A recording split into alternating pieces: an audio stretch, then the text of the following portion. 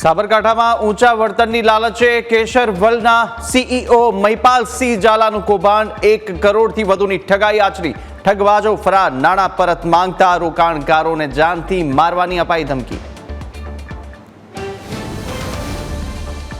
અંબાજીના ત્રિશુળિયા ઘાટે ગમખ્વાર અકસ્માત, પથ્થરની સ્લેબ ભરેલી ટ્રક પલટી, ડ્રાઈવર ગોવંશના મોત।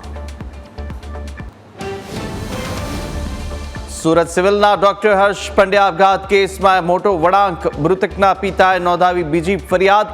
ખટોદરા પોલીસ મથકમાં રેગિંગ કરનાર 4 સિનિયર ડોક્ટરો વિરુદ્ધ આપઘાતની દુષ્પ્રેરણાનો ગુનો દાખલ।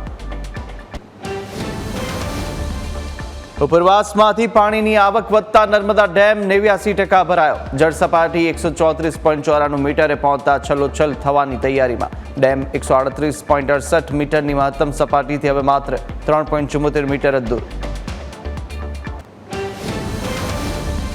અરુણાચલના અંજવાવમાં મેઘ તાંડવથી વિનાશક પૂર, 1 આર્મી કેમ્પ પ્રભાવિત।